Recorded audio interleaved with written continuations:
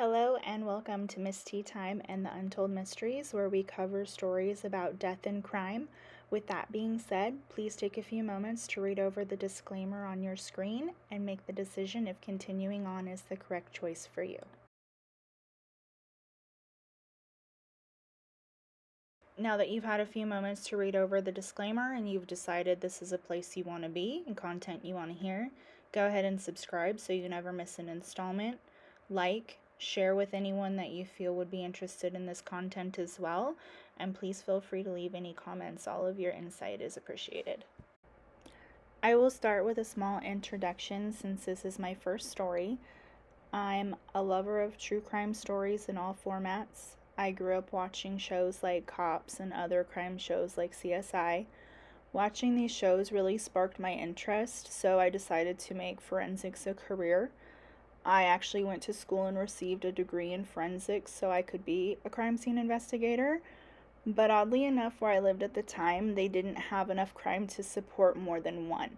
So basically, it was everybody waiting around for their current forensic investigator to either pass away or retire.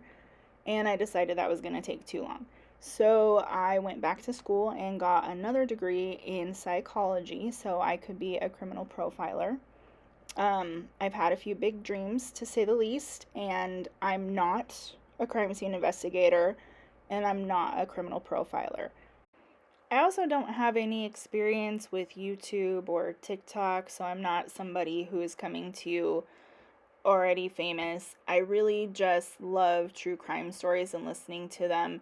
And me and my daughter have a favorite true crime storyteller on YouTube that we listen to all the time.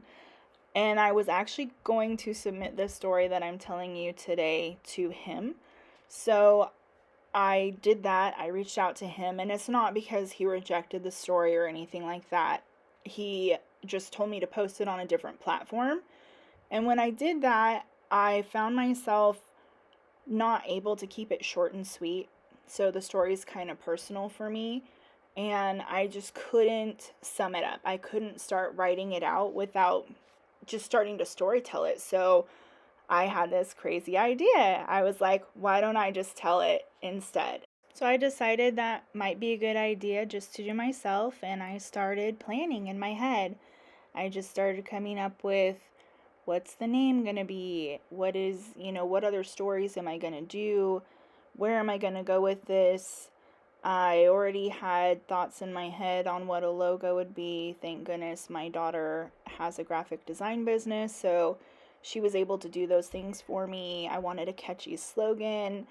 So just all these things, and I got really excited about it. And then when she got home from work, yes, she has a day job too, other than the graphic design. But when she got home from work, I was excited, and I told her, and she was just like, oh my God, yes, you have to do this, but Mom, you need to write a script because you're an all over the place storyteller and you just need to write it out.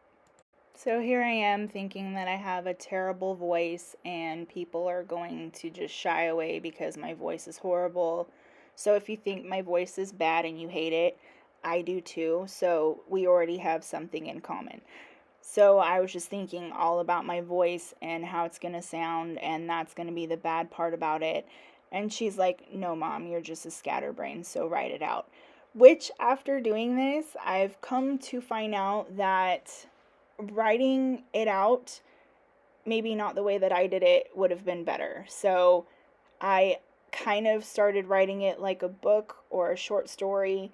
And doing it that way just sounded really robotic and forced, I guess. I wanted it to sound just like I'm telling a story, which is what I'm doing, but if you've written out the story and you're just reading the page, it doesn't sound right to me. So I'm learning as I go, so bear with me, and hopefully things will just get better and better as we move forward. So see, my scatterbrain has already kind of taken over, and that is the reason, in a nutshell, why you're hearing the story from me instead of John.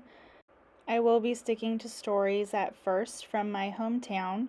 I will eventually branch out and do stories from other areas and different kinds of stories.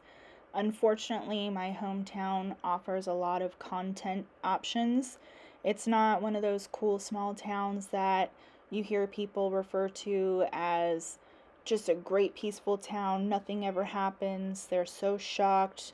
It's the first time something's happened in 30 years. No, it is not like that at all. They average 1 to 2 murders a year, and that's just what they decide to investigate. There are a lot of things that oddly get accepted as accidents, but if you know the people and about them, which I do, you know that all of the components surrounding the case are just total BS and it should be investigated. But we'll get more into the corruption type cases and dropping the ball content later on. For now, we're going to travel to California in the United States. So this story takes place in Northern California. Most people are under the impression Northern California is Sacramento, but that's about halfway down the state, and there's this whole other world of mountains, forests, lakes, oceans that exist up in the actual north part of the state. So about 9 hours away from Sacramento is where this story actually takes place, all the way up to almost the most northern town before you get to the Oregon border on the coastal side. So this town has a population of 10,000 people, and that includes the prison population. Crescent City, California is home to the Pelican Bay State Prison, which has nothing to do with the story. It's just a fun fact. Another fun fact is Charles Manson was held at Pelican Bay for a while, but that's not relevant to the story either, just another fun fact. So let's get into why we are here. In 1994, there was a beautiful young red-headed woman that was traveling to Crescent City, California by way of hitchhiking. There was no real reason for this. She wasn't a runaway. This was just an acceptable way of travel back then, or should I say more acceptable, for people who didn't have a car or a reliable car for long distance travel, or they didn't have a lot of money. They would hitch a ride with someone where they wanted to go to. So Camillia Randall did this. She hitchhiked to Crescent City, and she arrived in Crescent City, California on October 26th of 1994. She called her aunt, who was more like a mother to her. She checked in with her. She said she was in Crescent City, California. She was going to sleep on the beach underneath the stars. She was okay, and she would call again soon. But that never happened. Camilla actually kept a journal, and the entry she made on the day she arrived in Crescent City said that she had gotten a ride to Crescent City from Brookings, which is another small coastal town just over the border in Oregon. So they're about 30 minutes apart on Highway 101. So she made this entry saying that she had gotten a ride from 2 men, and how she had called her aunt, but no one had answered, and she left a message. It also mentions that the guys she got a ride with really wanted her to see their house. So that's a little odd, and she also mentions she's feeling a little sad. On October 27th, so the day after Camilla arrived in Crescent City, 2 men were walking in Jedidiah Smith State Park. So this is a popular forested area between Crescent City and Hyuchi, and it's in the redwood forest. So huge ravines, huge trees, and just a lot of foliage, a lot of hiking trails. It's very popular in the summertime, very touristed area. So they were walking in a trail. It's obviously out of the tourist season, so they're likely locals. And they noticed there were shoes, a scarf, and a green sleeping bag about 20 to 30 feet down a ravine. They were just walking on trails, so they didn't really have equipment to propel down to the items to really check it out. They mentioned that they threw rocks at the sleeping bag when they called this into the sheriff's office, and they stated it seemed there was something inside of it. A few days later, on October 30th, the Delnorte County Sheriff Department goes to investigate the items left in the ravine that the men had called about. So they go to Jedidiah Smith State Park, which is a redwood forest preservation area. It also gives access to the Smith River, which is the cleanest river in the United States. So it's just beautiful, majestic, these big, beautiful trees, rivers. People come to camp and fish and make memories, and it's now being investigated for a possible crime. And as the investigators look around this area that these two men had called in about the sleeping bag and personal belongings, they do find a bag that has an ID and a journal. They find shoes and some other things just scattered around in the area. And then inside the sleeping bag, the first thing that one of the investigators noticed was the bright red hair sticking out of the top of it. Now, this is the forest, and Camellia was hitchhiking and camping out, so finding her body in the forest could be nothing more than an animal attack or an unfortunate accident. However, it would be a little bit odd for her body to still be in the sleeping bag if it was due to an animal attack or just an accident. If it were an animal attack, they would expect to see some markings to corroborate that on the sleeping bag itself and around the body. An animal can, but generally won't move a person and all of their belongings. So it doesn't seem very logical that it would be an animal attack, as her stuff was just kind of scattered all around like it was thrown down there from the road. So they look, for accident kind of clues. It's still possible at this point they're just kind of seeing the crime scene and the body in the sleeping bag, so it is possible that it's an accident. Maybe someone just got scared, put her body in the sleeping bag, and left her and all of her belongings down in that ravine. When investigators got down there, the first thing they noticed was her red hair, and then they noticed the rope around her neck. She was in the sleeping bag in the fetal position. She was tied up. She had cuts and bruises all over her face and body. She was severely beaten. She had pieces of skin missing from her body. Most of the flesh from her left arm was gone. So they kind of come back to that animal attack theory, even though there's nothing surrounding her or on the sleeping bag that makes them think it was an animal attack. Maybe she was with somebody and got attacked by an animal and they got scared and then just put her in the sleeping bag and left her there. So there's so many different possibilities at this point on what could have happened. They do know for sure that it is Camillia Randall, who is 18 years of age. Her ID in her bag tells them that much information. Her journal that she has, that they also found in her backpack that was left there beside her, gives them the story about her hitchhiking and getting a ride from the two men from Brookings to Crescent City. So now they have suspects. She did mention names in the journal entry, so they have a starting point. The men that Camellia had mentioned in her journal were found very quickly. They were questioned. It turned out they both had verifiable alibis and were not deemed to be responsible for what happened to Camellia.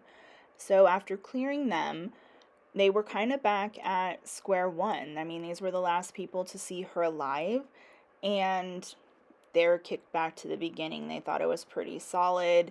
Obviously, young girl hitchhiking, we all know how that sounds, so it seemed like a really solid lead. They thought it was going to be a quick and easy, we got our man or men, and they didn't. It was completely innocent. They literally just gave her a ride, and that was all.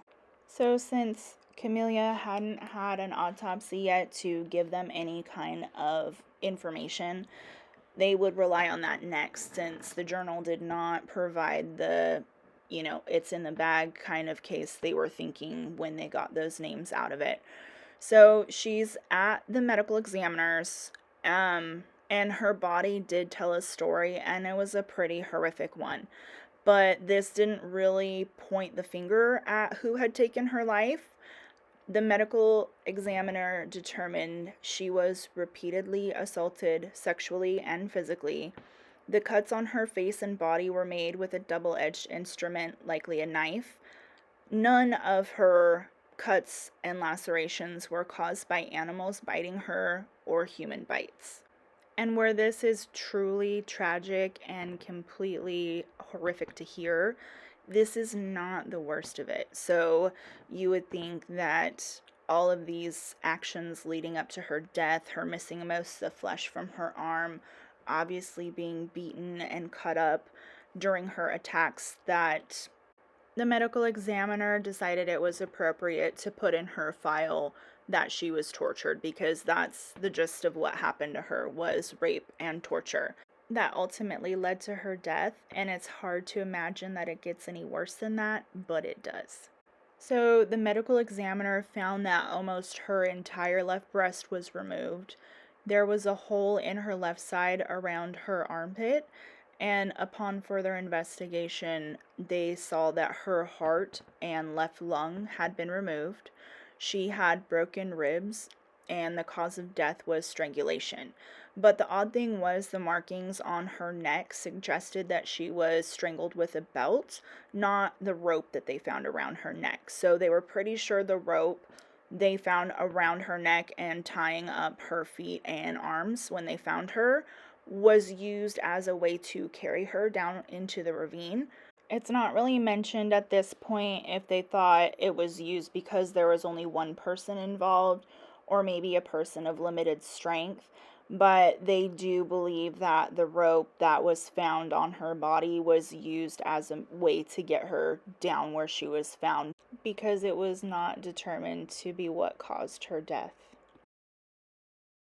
A rape kit for her was done because they could visually see semen present on her body and in her mouth. So they took vaginal and oral cavity swabs where semen was visually present, and when they tested this, they found that there was no saliva mixed in. So what this means to them is she was already deceased at the time of oral copulation. The samples did generate a DNA profile, but it was only 1994. So CODIS didn't exist. Nothing that we have available today really existed back then as far as having a database to enter these DNA samples into and just have it light up with the identity of the person that left the sample. So even though it seemed like they had a lot of information, this didn't get the investigators any closer to finding out who was responsible. And like so many cases during this time, Camillia's case went cold. So for those who don't know what a cold case is, it's when all the leads and evidence have been exhausted, they have generated nothing definitive for the time being, and nothing further can be done at this point in time. The case is left open in case there are any future advancements in technology. A murder case never gets closed until it is solved. It will remain a cold case forever. So they don't close murder cases. They just, if they're unsolvable at that point in time, they set them aside. Unfortunately, there's not a lot of places that have cold case teams, so when they get set aside, it can be for a pretty substantial amount of time. That's why, even with the advances in technology that we have, we will see cold cases not being solved for decades and years, and it takes so long, but there's really no flag in the system that says like, hey, I'm a case file that has DNA attached, you've had an advancement in technology, please come test me now. So it's just kind of when it comes up in a detective's memory, or something flags on it. And in this case, Camilla's case, there was a registered sex offender whose DNA was loaded into CODIS after it was created that matched Camillia's rape sample kit. Unfortunately, this didn't happen for 7 years. Robert Allen Wigley was the individual who matched the DNA found in Camilla's rape kit. Now, we always think that DNA is a slam dunk. The case is closed, they're guilty, killer found, it's done. But it was pretty new back in this time, so DNA was not considered the golden standard of crime solving, And even though the investigator had a name from that DNA sample, he still felt like he should investigate it further and get more information to convict this guy. But now he had a suspect, he had a name, so he could actually conduct an investigation, get more leads, find out who this guy is, and just get more information to determine his guilt or innocence. Because unfortunately, just because someone leaves a sample on another person does not mean that they were responsible for their death when we're talking about a murder. The first part of investigating was obvious, so find Wigley, bring him in, question him, see what he has to say, how he reacts to the questions, and he really just did nothing. I mean, he just denied everything. He was actually already in jail on an unrelated crime, and he just really brushed it off, acted like he didn't know her. They showed him crime scene photos, pictures of her beaten, tortured, lifeless body, and he just deflected, denied. So, without being able to get Wigley to confess, he had to go to other investigating tactics. And he did make sure to tell Robert Wigley that your DNA is on this girl, and it just didn't faze him at all. So the investigator on the case wanted to make sure that he could gather enough evidence to really nail this guy, because after his interview, he truly believed that he was acting like a guilty person. His DNA was on this girl's body, in her mouth, after she was already dead, right? So what are the chances of somebody else killing this girl and him just taking advantage and leaving his DNA samples on her and inside of her after she was already dead and have nothing to do with it? What better place to start an investigation than with the ex-wife? So that is where the investigator on this case decided to start off, was with Robert Wigley's ex-wife. He had gone out and talked to her on multiple occasions, and she was just too scared to really say anything about her husband or ex-husband, whether he was innocent, guilty, involved, or not. She was just completely terrified of this guy. So after many, many reassurances and being told there was additional evidence that would assure he would never get out of jail, she opened up to them. And the story she had was almost as horrific as what had been done to Camellia, except his ex-wife had been the brunt of his anger and sadism every day for years. Somehow she survived. The story she told investigators was one of extreme physical and sexual violence. She had been hospitalized numerous times. She was always telling the doctors she's clumsy, she fell, she ran into a door, all of the victim type things when they know better than to tell the truth. So she had explained to the investigator that Robert had frequently choked her to unconsciousness. He'd held guns to her head, forced her to participate in sexual encounters with strangers that he picked up from the bar. Even her own family members, who were underage, had been subjected to this. So not only was he abusing her, he was abusing her family members as well. She also told investigators something that just kind of hit them, and her exact words were, "He is more than capable of murder." To be quite honest, it seemed like almost a miracle that she was alive herself. She had endured so much from him over the years that it was, by some kind of otherworldly forces that she managed to make it through, because her relationship with him was pretty horrific. So after the conversation with Robert's ex-wife, investigators took a really hard look at his criminal record because of everything she had told them. Obviously, they're investigators, so they know to look at the criminal record, but they just wanted to see really what was in there that could corroborate the kind of things that she was saying if he had ever been convicted for being violent with her. Unfortunately, he had never been convicted for the violence towards his ex-wife because she knew better than to tell on him. She knew that would be likely signing her death warrant. His record did tell a pretty detailed account of the kind of person that he is. So in 1999, he had 2 counts of committing lewd acts on a minor, a child under the age of 14, including genital penetration with a foreign object and dissuading from reporting a crime. So what this means is that 2 girls under the age of 14, they are minors, so they are not going to give an exact age due to confidentiality reasons, but they will let you know the certain age because 14 is a pretty big cutoff point in the criminal world. So they let you know they're under 14. They were raped by Wigley, but not with his body parts. It was with an object. Objects typically used in these kind of cases for the violation are bottles, sticks, broom handles, gun slides, are just some common items that are usually determined in these cases to be what was used to violate the girl.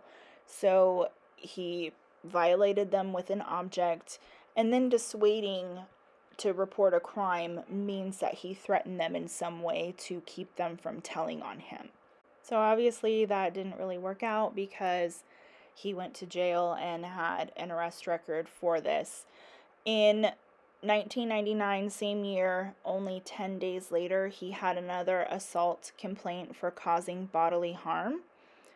In 1999, a month later from that, Wigley pled no contest to sexual battery. 3 months later, in November, he took a plea deal and a 4-year prison sentence was turned into 1 year with time served and 5 years probation.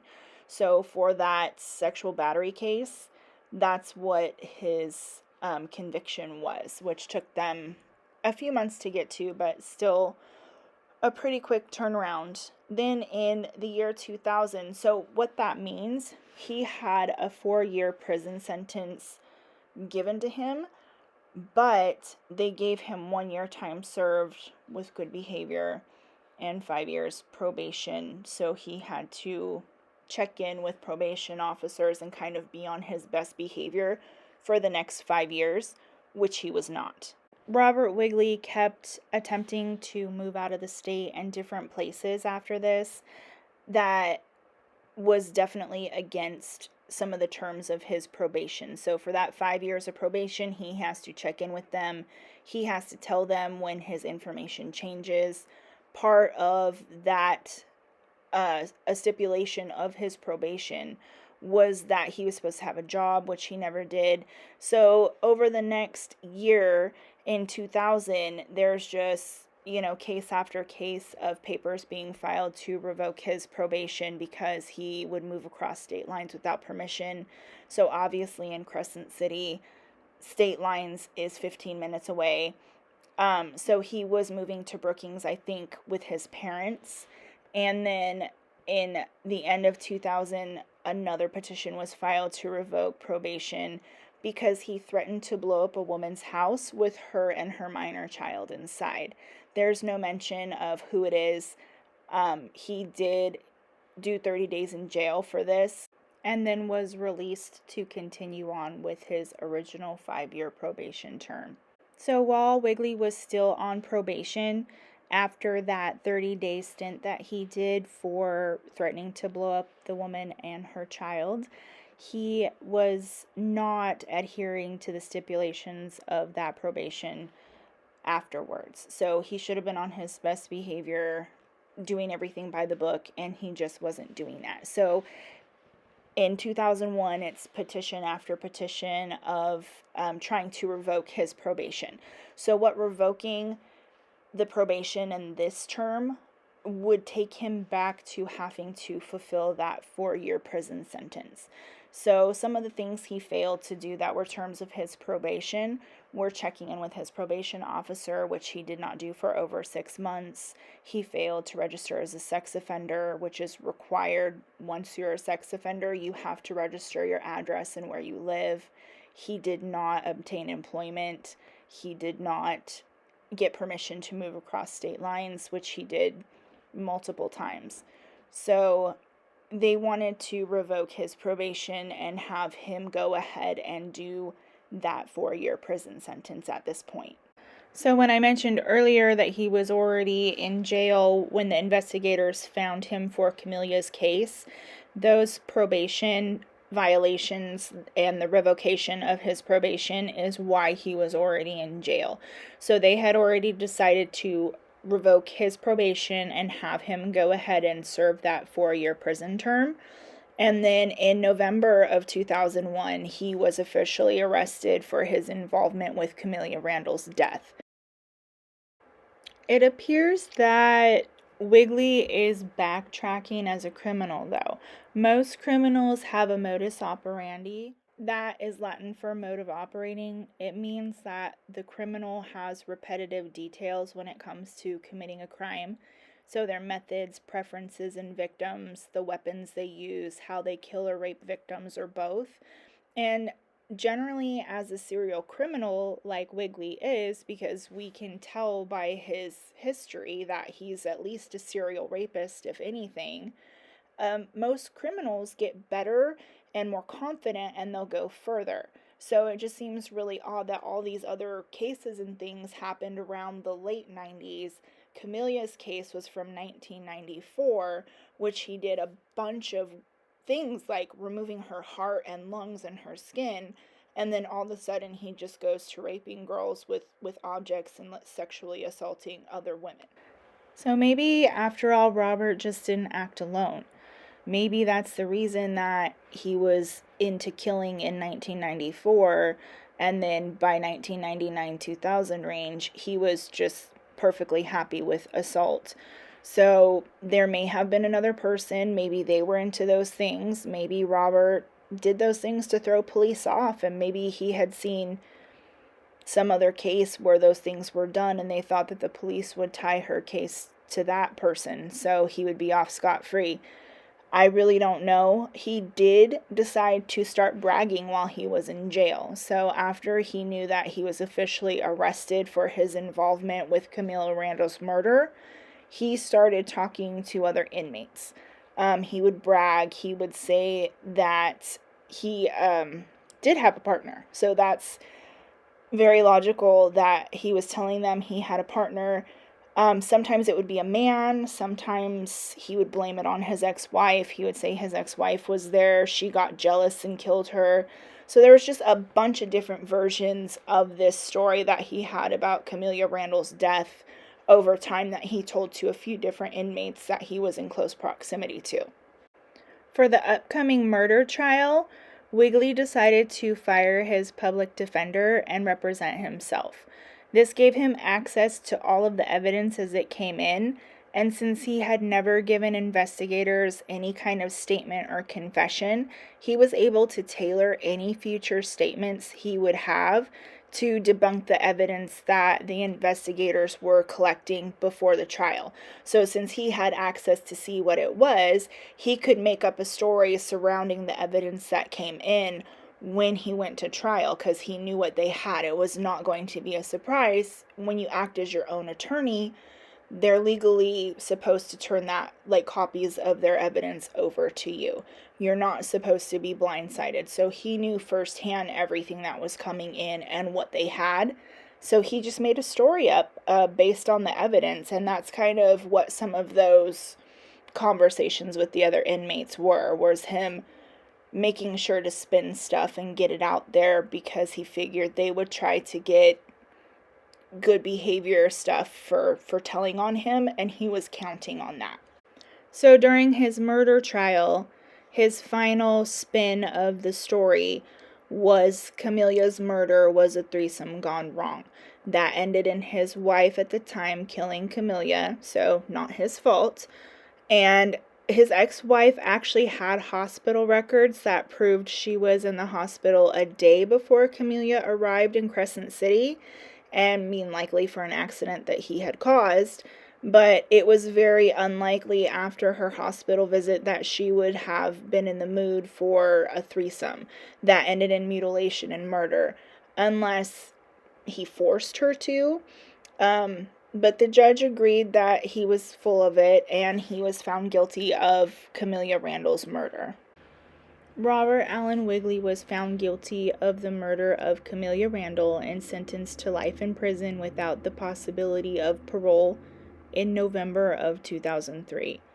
He was said to be emotionless. He showed no remorse. He smirked at Camilla's family. He's never confessed, and her missing body parts were never recovered. So in 2007, Wigley appealed the decision, with the reason being he stated he requested counsel during the trial and he never received a lawyer after his request. His motion was denied, and he's never come forward with the name of his partner other than trying to blame it on his wife. But this man partner that he had described to some of the inmates when he was in jail, he never said a name to them. He's never tried to come forward after his guilty verdict that there was in fact someone else who was responsible for the murder of Camellia. So he is in jail for the rest of his life, and he has been making statements to other inmates since having this life sentence handed down to him, like, quote unquote, I shouldn't have left her body where it could be found. So now you remember in the beginning when I said this story was personal to me, and you probably don't, but now you're like, oh yeah, and you're wondering how? Well, Robert Wigley and his wife at the time, so his now ex-wife, lived in a mobile home on his parents' property, and his parents lived next door to my mother.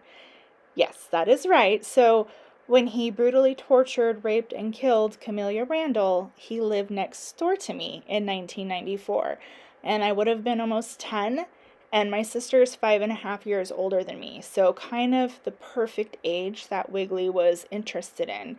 I also had a trampoline that I would jump on every day, maybe about 20 feet from their houses.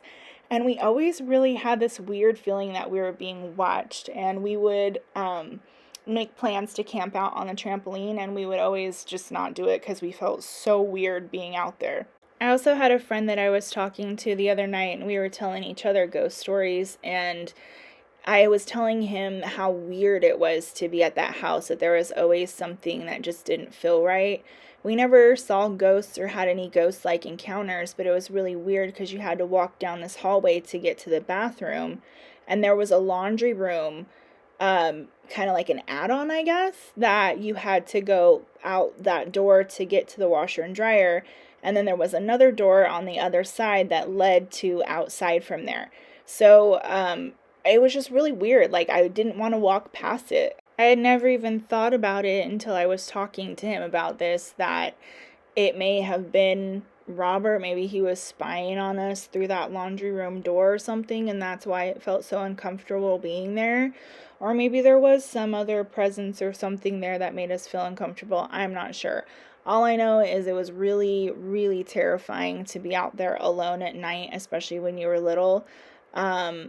Even if there was somebody else there, I never wanted to walk down that hallway alone unless I knew somebody was already in one of the back rooms. So it was just really not a fun place to be, but I kind of put two and two together the other day when I was telling him this story. I'm like, I have no idea why I felt so scared about walking back there. And then I was like, well, there was this psycho murderer that lived like 100 feet away, so maybe he was a creeper and was staring in our windows, and I just didn't know, but I could feel that he was there. Well, now you know the disturbing tale of Robert Wigley and Camillia Randall's death. So go ahead, if you love this story as much as I love telling it to you, give me a heart, give me a thumbs up, share with people you think would like the story as well, subscribe so you don't miss the next installment, turn on notifications. Go ahead and leave me a comment. Do you think that Robert acted alone? Do you think it was his ex-wife and she's just a liar and she really loved threesomes and it was a threesome gone wrong and she got jealous after it happened and she's the one that killed Camellia? Why did he regress in his MO? Why did he go from murdering and cutting people's hearts out to just assaulting people and not even with his body parts? Is there a mystery man out there that is partially responsible, still free, and will find a massive dump site of maimed and murdered women with their organs removed, and he's really the one responsible? Leave me a comment. Let me know what you think. So as all the cool people say, that's a wrap. I hope you enjoyed the story. It's MisTeaTime and the Untold Mysteries. Look for our next episode that will be coming out soon.